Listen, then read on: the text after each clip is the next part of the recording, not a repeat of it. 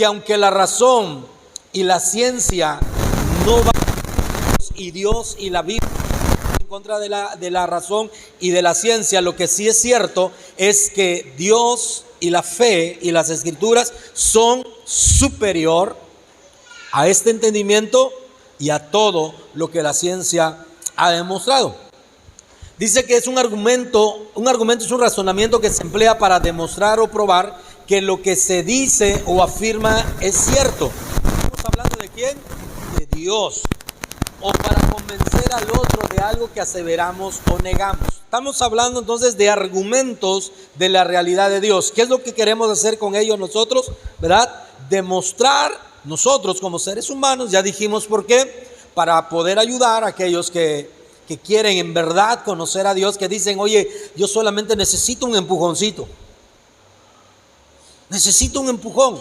Necesito que me ayudes. Y entonces nosotros les compartimos el evangelio. Y para nosotros, ¿verdad?, que traiga convicción. Algo más respecto a esta definición. El argumento siempre busca persuadir a la otra persona sobre la veracidad de lo que decimos. Es decir, que un argumento no está basado en mentiras. No está fundamentado en hechos que nunca existieron. Por ejemplo, ¿ha escuchado usted sobre la mitología griega? Los dioses, el Olimpo, Hércules, ¿quién más? Zeus, Tritón. Pregunto, dos cosas. ¿Esos seres existieron? ¿O es pura mitología? Es mitología. Así está clasificado. Creer que realmente existieron esos seres, ¿qué le hace a tu razonamiento y a tu persona como ser humano? Que yo trate de imponerte que esa mitología es real y que tú creas en los dioses del Olimpo, sería un insulto a tu entendimiento. Tú me vas a decir, no, pues como cuento, como película, como ficción, está bien, y las vemos, ¿va? Vemos películas de ese tipo, pero aseveramos que no está basado en algo verdadero, sino que es meramente una ¿qué? Una mitología. Y un mito es algo que no está comprobado. En cambio, lo que estamos hablando respecto a Dios no es un mito, sino son argumentos. Una ciencia, un mito, una teoría, una filosofía, ¿sí? Solamente es eso. Algo que a lo mejor tú crees, pero que no puedes demostrar que así sea. Hoy en día hay gente que dice, es que yo soy un animal. Hay gente que dice, ¿verdad?, yo soy un tigre. Siento que soy un tigre. O soy un perro, soy un gato. Fíjate hasta dónde. Pero es un mero concepto, ¿qué? Ideológico. O soy una mujer encerrado en este cuerpo de hombre. O soy un hombre encerrado en este cuerpo de mujer. ¿Eso se puede demostrar de manera científica o es meramente un concepto ideológico? Pero no entra en una categoría de argumento. No hay un argumento sólido, fuerte, convincente, sino que es meramente un pensamiento. En cambio, cuando hablamos de Dios, podemos tener argumentos y sabes, hay una ciencia que estudia a Dios. Así como hay una ciencia que estudia los astros. ¿Cuál es la ciencia que estudia los astros? ¿Cuál es la ciencia que estudia los astros? Pero ¿cómo se llama la ciencia? No astrología. Astrología es misada y toda esa onda de los horóscopos. Y ojalá que yo no creo en la astrología, yo creo en la astronomía. ¿Ya ve?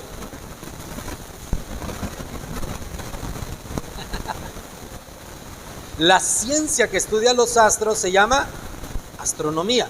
Pero cuando el hombre quiso buscar y estudiar a los astros sin la ciencia, entonces surge la astrología. Pareciera algo similar, pero te lleva en caminos diferentes. Todo lo creado, la vegetación, las plantas. ¿Cuál es la ciencia que estudia las propiedades de las plantas?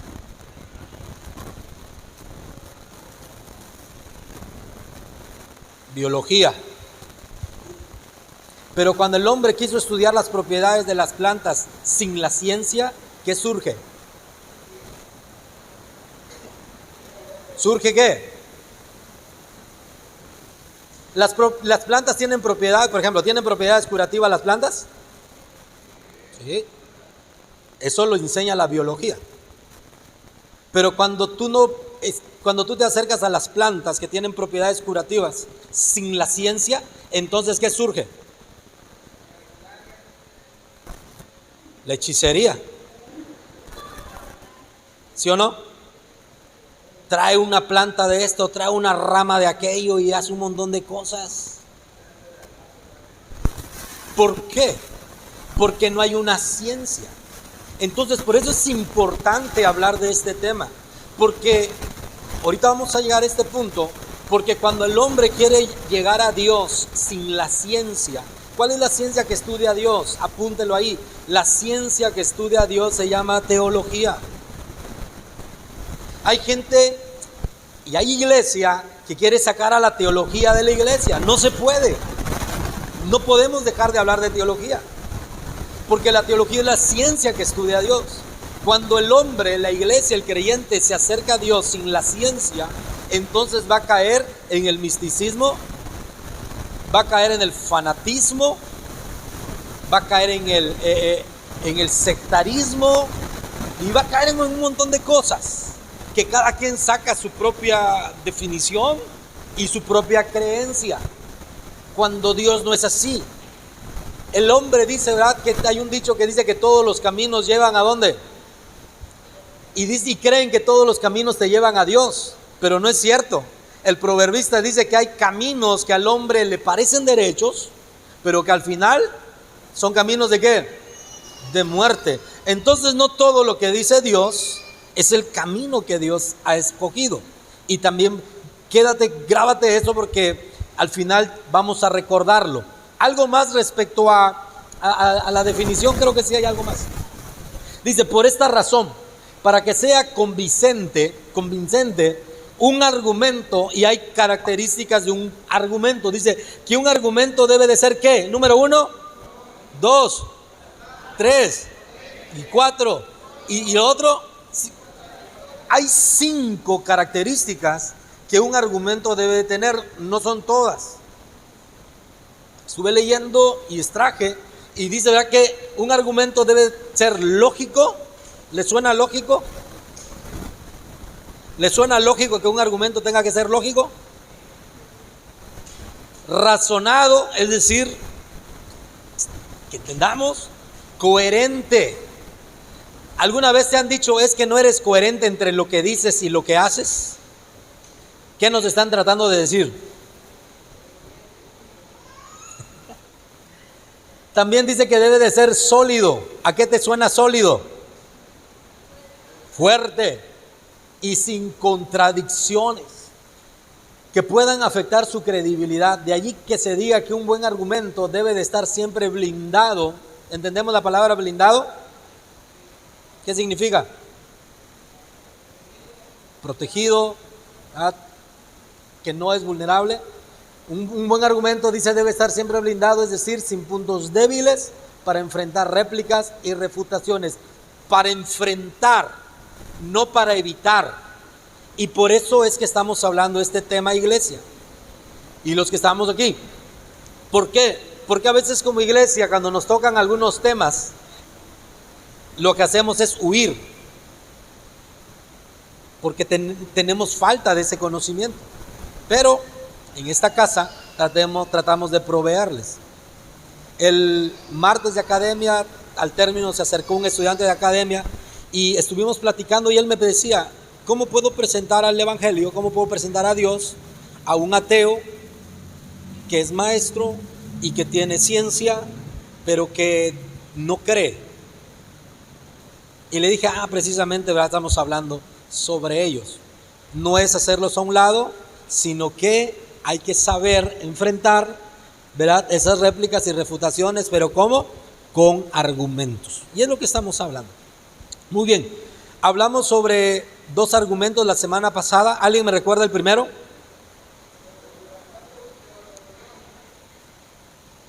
Ese es el segundo. Vaya a sus notas. ¿Cómo se llama el primer argumento? El argumento cosmológico tiene que ver con la creación. ¿Ha escuchado esta ley que todo efecto tiene una ¿qué? Una causa primera, y toda causa produce un efecto. Esto está asentado y es real. El mundo, el cosmos, la tierra, ¿es causa o es efecto?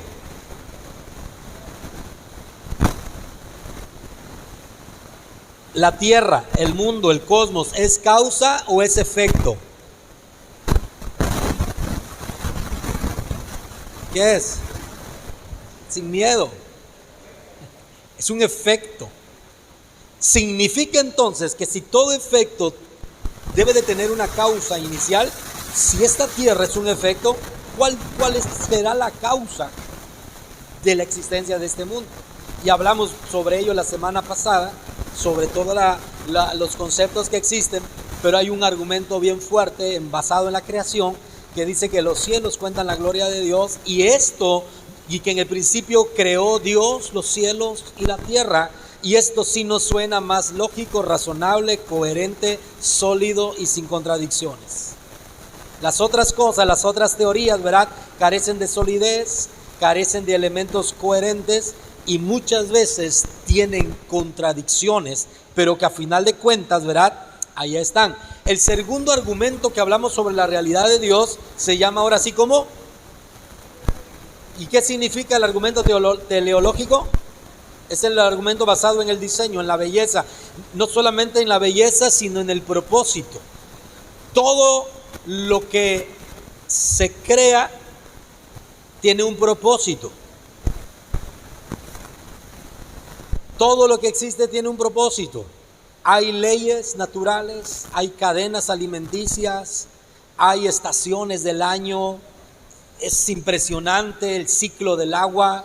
Y lo impresionante no es que exista el ciclo del agua, sino que tuvo que haber una mente superior, un creador lo suficientemente brillante para establecer esto. Hacíamos una comparativa, ¿recuerdan? Trajimos un libro, lo deshojamos, lo revolvimos, lo volvimos a juntar y lo tiramos y preguntábamos, ¿qué probabilidad hay de que al hacer esto, este libro cayera en sus hojas perfectamente ordenadas? ¿Y cuál era la probabilidad? 0. Y en la práctica fue un desastre. ¿Una explosión trae orden o trae caos? Trae caos. Y la teoría del Big Bang dice que el mundo surge a partir de una explosión. Entonces es completamente lleno de contradicción, y tenemos que volver a caer lo que dice Génesis del 3 en adelante, que dijo Dios las lumbreras, el cielo, la tierra, el mar, la vegetación y todo lo que en él hay. Muy bien, vamos al tercero, cuarto y quinto. Ahora sí, tercer argumento, ¿estamos listos?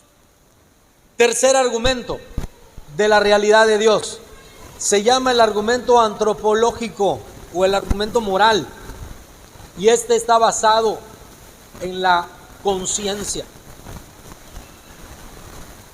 Vamos, copien eso, ¿verdad? Es el argumento antropológico o el argumento moral. Alguien que me diga y me ayude qué significa la palabra antropológico.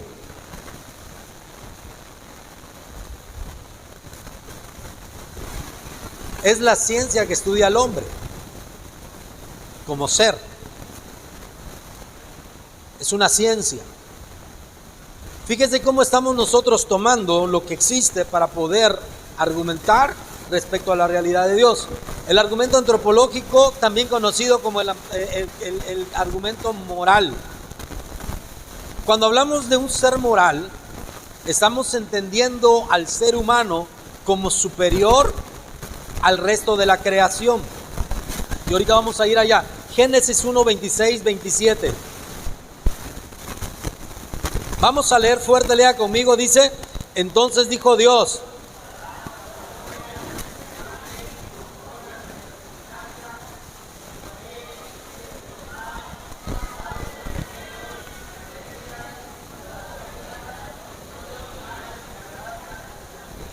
¿27? Y creó Dios.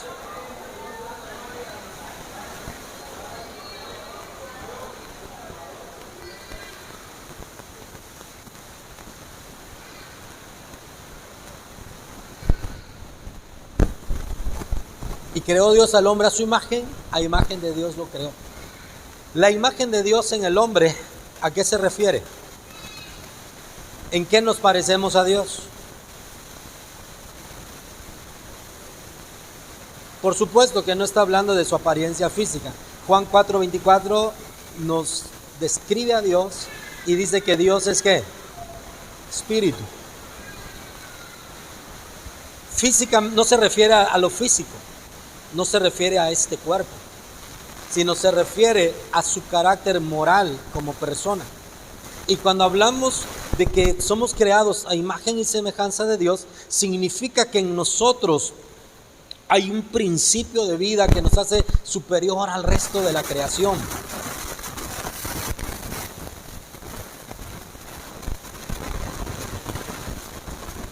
El Salmos 8, cuando dice el salmista: ¿qué es el hombre para que tengas de él memoria, y el hijo del hombre para que lo visites? Y dice: le has hecho un poco menor que los ángeles. Así que usted no se sienta tan desplazado, hermano, de que, ay, es que los... hiciste un poco mejor, un poco menor. La creación del hombre se le conoce como, verá, la corona de la creación. Dios creó. ¿Cómo creó Dios los cielos y la tierra? Dice que con su palabra, y dijo Dios, y dijo Dios, y dijo Dios. Pero cuando llega la creación del hombre, entonces hay un procedimiento diferente y especial. Y dijo Dios: hagamos al hombre conforme a nuestra imagen y nuestra semejanza. Y dice el 27: y creó Dios, ¿verdad?, al hombre conforme a su imagen y semejanza, varón y hembra los creó. Cuando hablamos del argumento moral o antropológico, lo que estamos diciendo es que dentro de nosotros hay una ley, hay una conciencia. Hay una conciencia. ¿Entendemos lo que es la conciencia? ¿Qué es la conciencia? ¿La conciencia es lo mismo que el conocimiento? Por ejemplo, el conocimiento académico. El conocimiento tú lo adquieres a lo largo de la vida. Pero la conciencia no es algo que aprendas o te tengan que llevar a la escuela.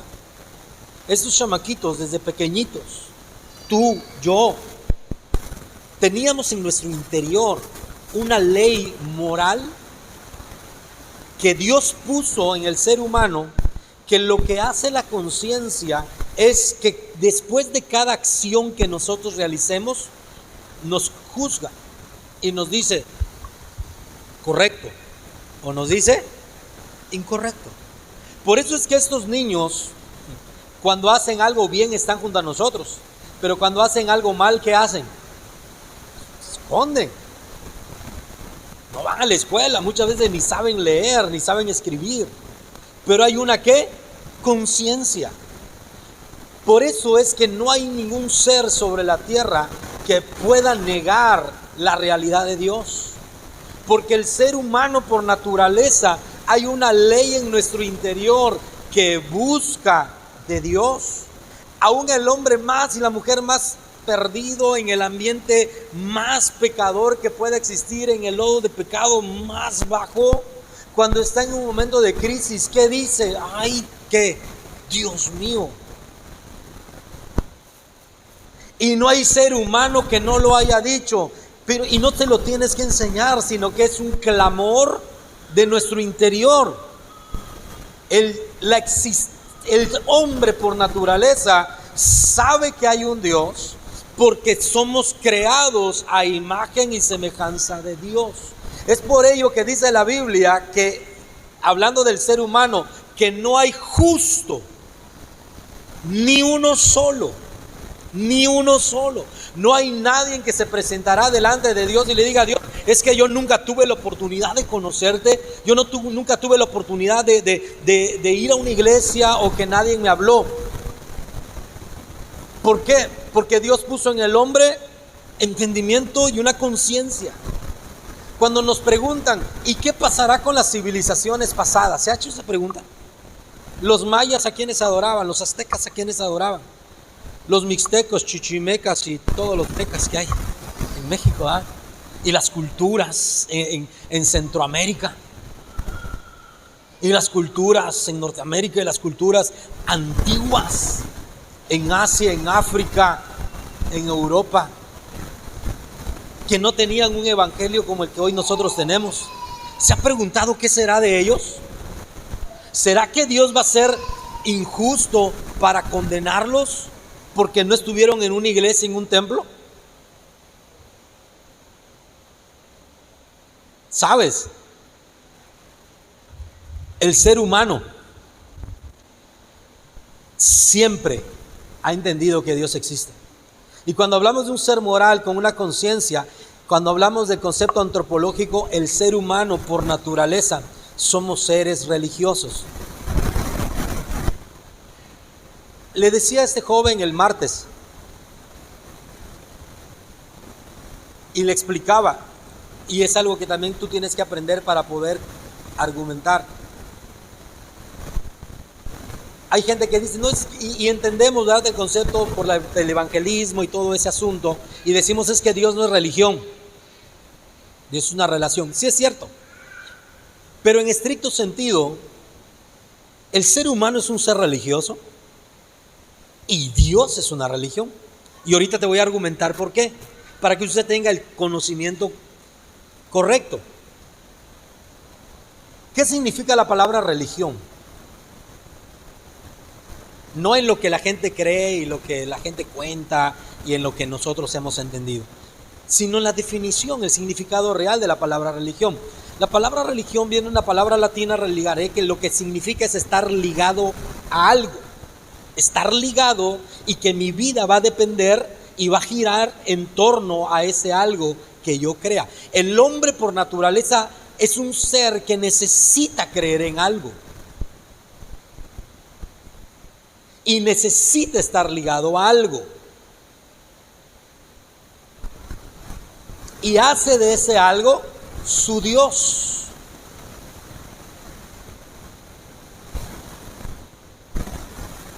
Cuando el hombre no se acerca al Dios de las Escrituras, al Dios del cielo y de la tierra, creador del cielo y la tierra, se va a acercar a cualquier cosa y esa va a ser su religión. Religión es algo a lo que estás atado. Y no hay ser humano que diga que no tiene religión. A lo mejor no llegas a una iglesia, a lo mejor no llega a una congregación, a lo mejor no llega a un grupo, pero dile: tú eres religioso. No desde el punto de vista de la iglesia, sino desde el punto de vista de la definición de la palabra. Si religión significa estar atado y vivir en relación a lo que a mí me ata y a lo que yo voluntariamente decido creer. Por ejemplo, ¿cuál sería la religión del borracho? El alcohol.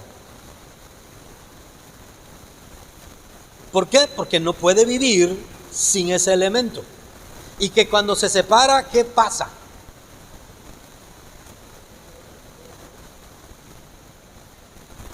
Sufres. Es tu religión. Y regresa. Ha hecho del alcohol su Dios. Aunque no lo perciba así, no lo diga así, eso es lo que significa. ¿Cuál será la religión del drogadicto?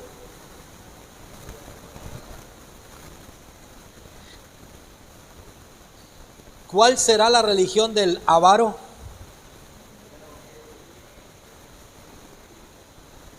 Hay gente que dice: yo no creo en Dios, pero deposita su confianza en el dinero. da lo mismo estar allá afuera y a veces nos señalan, ¿verdad? La diferencia es que yo he puesto mi confianza, mi fe y mi relación con el Creador del cielo y de la tierra. Cuando a usted le digan, ay, es que tú puro templo, es que tú pura iglesia y solamente hablas de esto y ya me fastidiases, entonces dígale, ¿verdad? Pues tú solo de cerveza, tú solo de esto, tú solo de aquello, tú para el deportista extremo, ¿verdad? ¿Cuál será? Pues eso. En academia nos enseñaron, ¿verdad?, cuidar nuestro cuerpo, pero de repente se caen en excesos.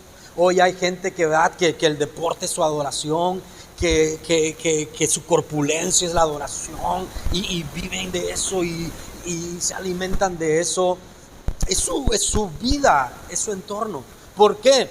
Porque el hombre es un ser moral, creado a imagen y semejanza de Dios, que necesariamente necesita creer en algo. Hay gente que dice, yo no creo en Dios, solamente creo en lo que... Mira,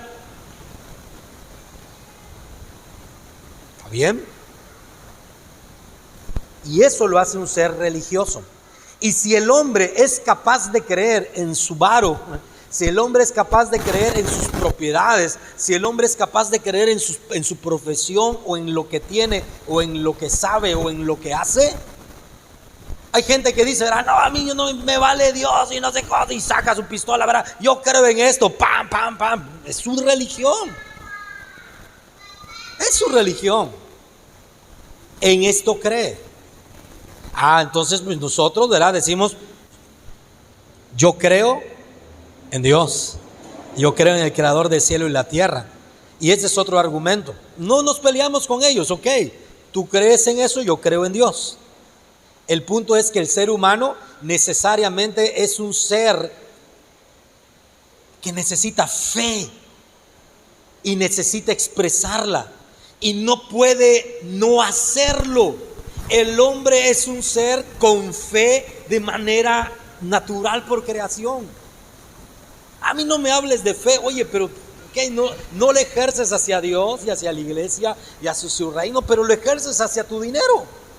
Lo ejerces hacia tus propiedades, lo ejerces hacia otras cosas, lo ejerces hacia tu vicio, lo ejerces hacia tus placeres.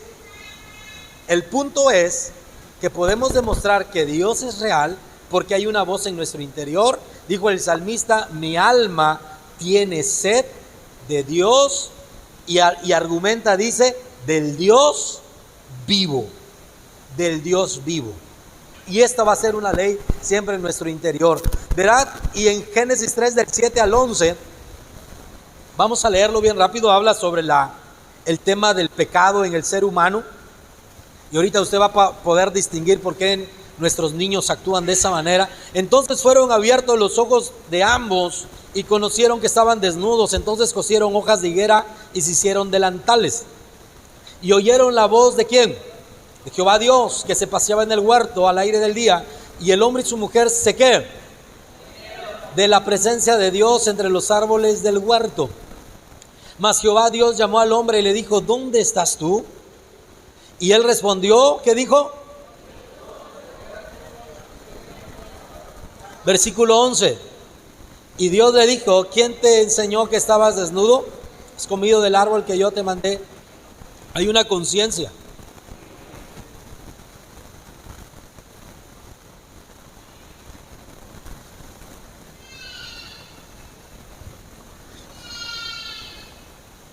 En la vida pasada, ¿quién ha estado así, pero que te perdiste, ya sea en el alcohol, en la droga, en lo que sea? En el momento, pero al otro día, la verdad, ¿se reconoce que uno está mal? ¿Hay algo que te acusa? Por supuesto que sí. Por supuesto que sí. Tú vas y desobedeces a tus padres. Tú vas y deshonras a Dios. Tú vas y ofreces tu cuerpo a la inmundicia. Vivimos una vida desenfrenada moralmente. Hay una conciencia que nos dictamina. Escucharon la voz de Dios ¿Y qué hizo el hombre? Se escondió. ¿Qué es lo que haces tú cuando sabes que has ofendido a Dios?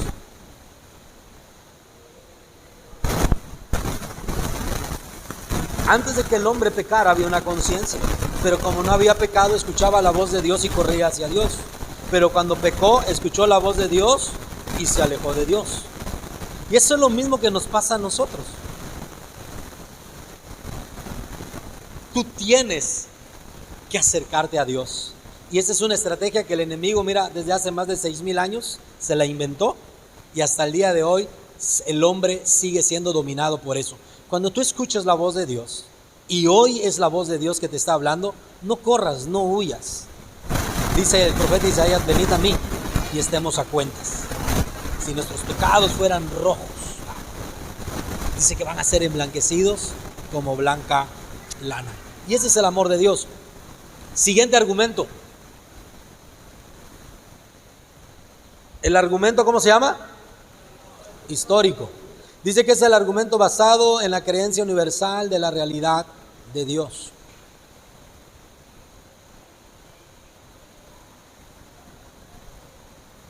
¿Quién inventó a Dios? ¿Cómo se imagina usted que surge la idea de Dios?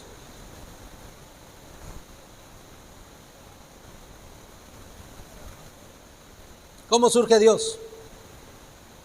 ¿Cómo surge el concepto de Dios?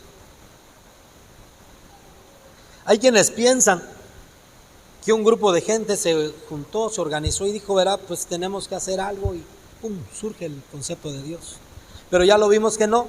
El argumento antropológico, hay algo que el ser humano necesita creer. El argumento histórico nos habla del argumento que está basado en la creencia universal de la realidad de Dios. Pregunta: de la totalidad de gente en el mundo, ¿qué porcentaje son más los que no creen o son más los que sí creen?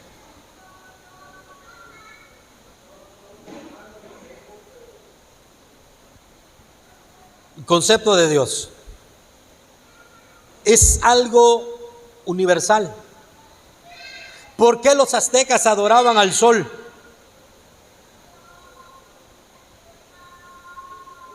Era su Dios. Hay una creencia universal que el hombre necesita adorar. Por eso cuando tú lees el libro Una vida con propósito, te dice que tú fuiste creado ¿para qué? ¿Para qué fuiste creado? Para adorar. Y te voy a decir esto: la adoración no se trata de cantar, y creo que tú la sabes. Y que cuando tu vida no es para adorar a Dios, será para adorar el dinero, será para adorar el trabajo, será para adorar tu corrupción moral, será para adorar el sexo fuera de lo establecido por Dios. Eso es así. Pero que hay caminos que al hombre le parecen derecho. Eso es adorar. Si tú no te apegas a Dios, tu vida estará apegada a cualquier otra cosa. Y lo vas a hacer. Y lo vas a hacer. Y lo vas a hacer. Y lo vas a hacer. Y no te vas a poder desprender. Y tu vida va a estar girando alrededor de eso, así como nuestro planeta gira alrededor del Sol, porque ese es su centro. El argumento histórico demuestra que el hombre es un ser que necesita adorar. ¿Tú a quién adoras?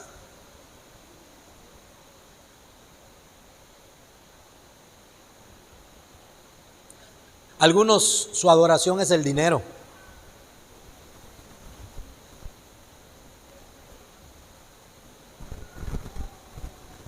Algunos, su adoración, ojo con lo que voy a decir, puede ser tu familia.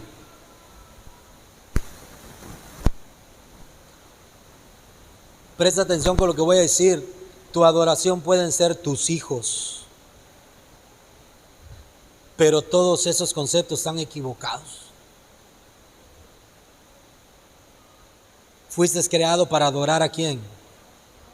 Dios. Tú tienes que esforzarte, darlo todo, vivir para Dios, porque tienes que reconocer que eres creación de Él, que Él te diseñó de una manera perfecta, que tu vida te puede relacionar con Dios. Para eso fuiste creado. Mira, el viernes recibí una visita en la casa. Estamos trabajando con este matrimonio. Se quitaron como a la 1, luego llegaron unos matrimonios de líderes a la iglesia, estuvimos allá, nos quitamos como a las 2:30.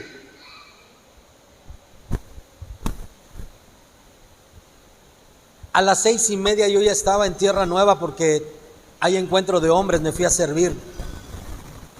Para yo estar a las 6:30 ahí tuve que pararme 5:30, un poquito antes. Estuve todo el día. Ayer regresé porque tenemos que estar acá y hoy dale. ¿Sabes por qué? Porque si tú no vives para adorar a Dios, vivirás para adorar cualquier otra cosa. Pregunto, repito, y con todo respeto, porque sé que hoy han cambiado sus vidas y están en ese proceso de transformación. Los que alguna vez tuvieron algún vicio, los que tú corrompiste tu vida, ¿qué no hacías por conseguir alcohol? ¿Qué no hacías por conseguir droga? ¿Qué no hacías por estar con otra mujer, con otro hombre? ¿Qué no hacíamos por conseguir dinero? Hay gente que roba, hay gente que defrauda, hay gente que asalta, hay gente que... ¿Por qué? Porque es su adoración. Pero ahora como eres creyente, ahora como vienes a la iglesia y eres cristiano y Dios te invita a esforzarte y ser sacrificado, estoy cansado.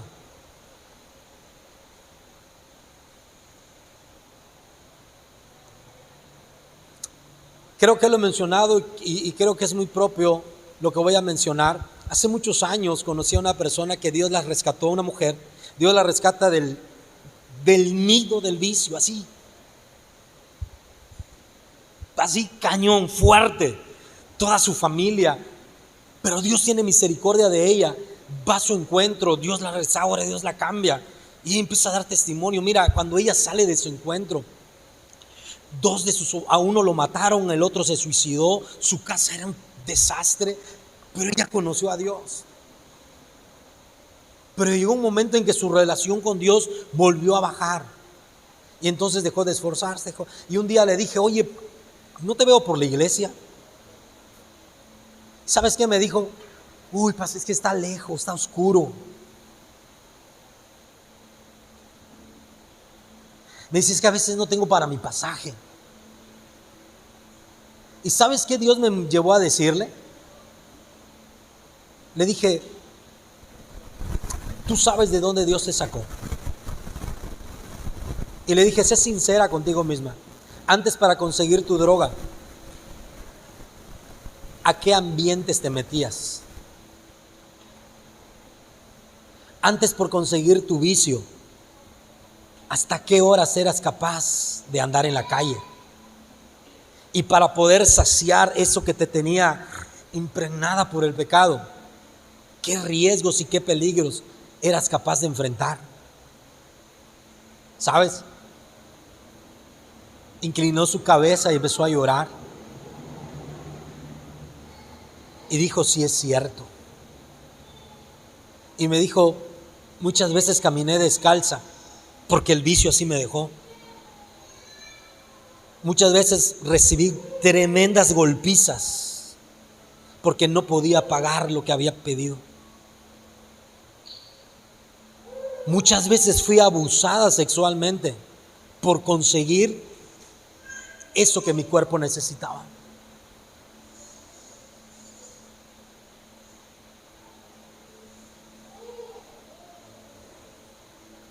¿A qué te expusiste antes de conocer a Dios? ¿Qué eras capaz de hacer antes de estar hoy aquí en la iglesia? Pero hoy como se trata de servir, hoy gracias a Dios tengo mi familia, mis hijos. Antes cuando estábamos en el vicio sin Dios nos importaba si comían o no comían, y si no nos importaba. Pero hoy como soy creyente no puedo ir porque, fíjese. No estoy diciendo que los desatiendas, pero a veces decimos, no puedo ir porque mi hijo se siente un poco mal. Y no estoy diciendo que lo expongas.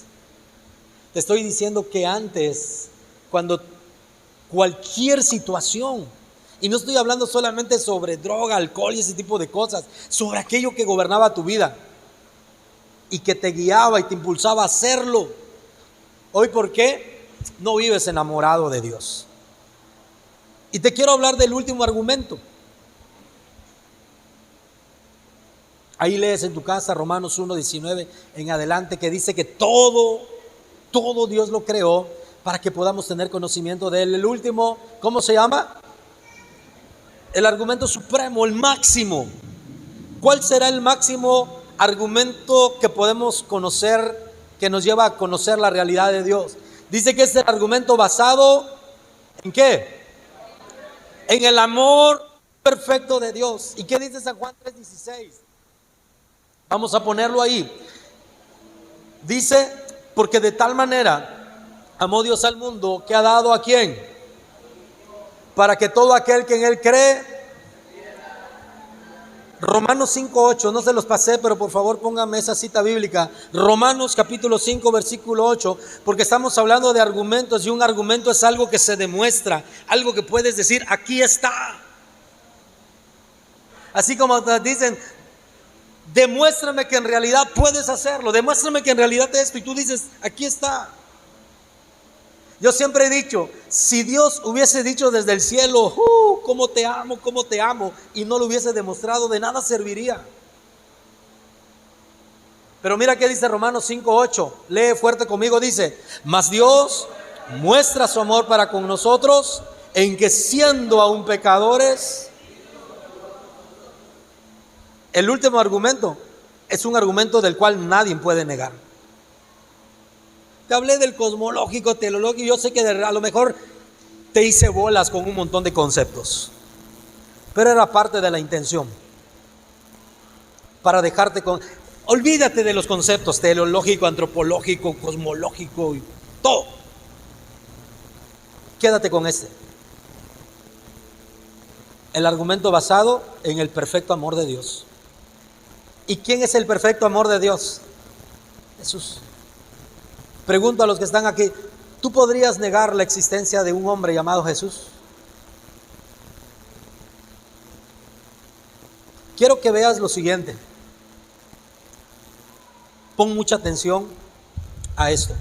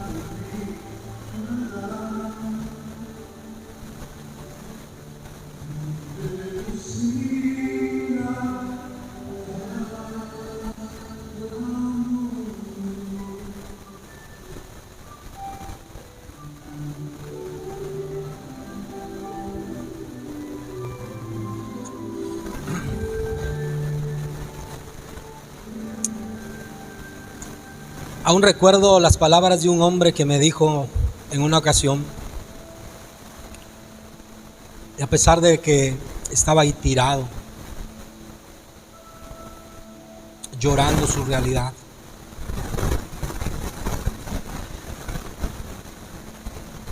recuerdo que me dijo, cuando le hablé de Dios y del amor de Cristo, él dijo esas palabras: sí, pero yo no le pedí que muriera por mí.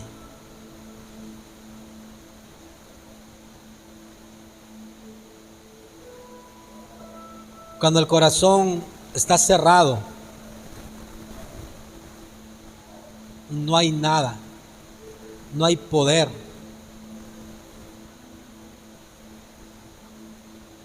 Ni Dios mismo puede abrirlo, porque en ti, como ser moral, Dios te dio un libre albedrío, la capacidad de decidir, creer, acercarte a Él y vivir para Él.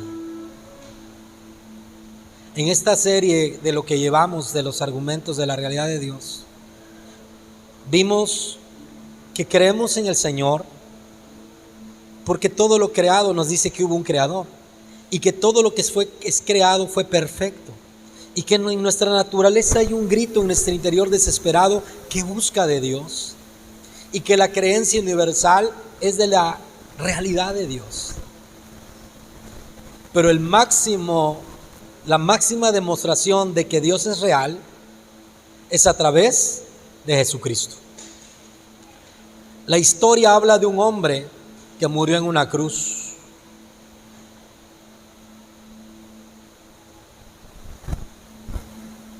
Y que una de las cosas que él habló ahí fue pidiendo que seamos perdonados.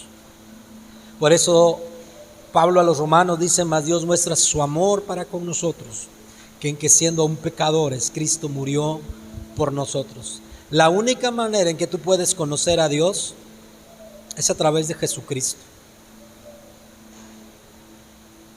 Por eso Él dijo: yo soy el camino, la verdad y la vida. Fuera de Él no hay posibilidad de conocerle. Y si tú no vives para Él, escucha lo que te voy a decir. Si tú no vives para el Señor, vivirás para cualquier otra cosa. Si tú no inviertes tu tiempo en Dios, lo terminarás invirtiendo en cualquier otra cosa. A los padres que tienen a sus hijos pequeños hoy y que Dios te está dando esos regalos, entiendan esto. Si ustedes no guían a sus hijos a que inviertan su vida y su tiempo en el Señor, que es lo mejor que pueden hacer, escúchalo, ellos invertirán su tiempo y su vida, vicio, en el mundo, problemas, una vida desenfrenada, lejos de Dios. Esta tarde yo quiero invitarte a que conozcas a Dios, a que le digas: Señor, mi vida, si había dudas, si tenía ciertas reservas, ojalá que esta primer parte de esta serie te lleve a estar convencido de que Dios es el mejor conocimiento que tú puedes llegar a tener. Pero escucha, Dios no es meramente un concepto, Dios es una realidad. Tú no puedes llegar a conocer al Dios de la Biblia metiéndotelo aquí. Lo que tú necesitas es traerlo aquí Y la manera de hacerlo es a través de Jesucristo, su Hijo. Quiero pedirle que esté de pie en esta tarde, por favor.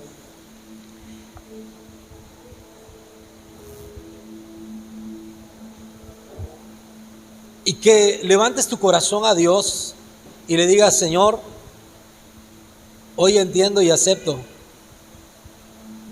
que creer en Jesucristo es todo, es lo mejor. No pude haber tomado una mejor decisión. No pude haber tomado una mejor elección.